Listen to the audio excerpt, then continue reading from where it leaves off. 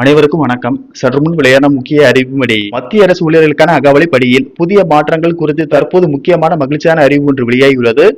இதை பத்தி விரிவாக நம்ம வீடியோல பார்க்க போறோம்.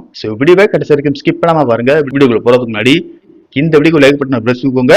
வாங்க வீடியோக்குள்ள போகலாம். சில நாட்களுக்கு முன்புதான் மத்திய அரசு ஊழியர்களுக்கான அகவலைப்படி 2% உயர்த்தப்பட்டது.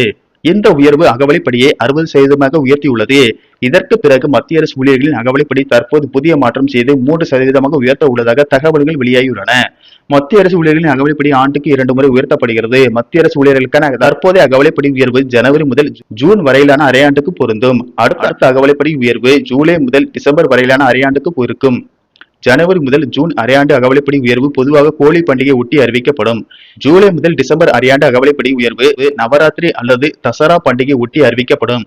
இந்த அகவலைப்படி உயர்வு ஜனவரி முதல் ஜூன் மாதங்களுக்கு AICPI குறியீட்டின் அடிப்படையில் அமைந்துள்ளது.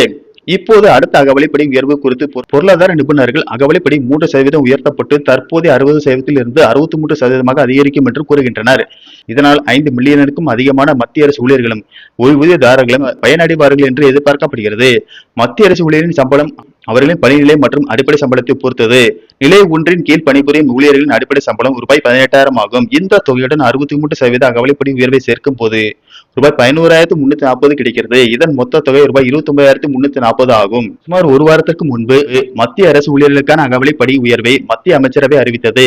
இதன் கீழ் ஊழியர்கள் மற்றும் ஓய்வூதியதாரர்களுக்கான அகவலைப்படி மற்றும் அகவலை நிவாரணம் 2% உயர்த்தப்பட்டது. பிரதமர் மோடி தலைமையில் நடைபெற்ற அமைச்சரவை கூட்டத்தில் எடுக்கப்பட்ட முடிவுகள் குறித்து பேசிய தகவல் மற்றும் ஒலிபரப்புத்துறை அமைச்சர் அஸ்வினி வைஷ்ணவ் அகவலைப்படி மற்றும் ஓய்வூதிய மீட்புப்படி உயர்வினால் அரசு கருவூலத்திற்கு ஆண்டுக்கு ரூபாய் 6,791.24 கோடி சுமை ஏற்படும் என்று தெரிவித்தார்.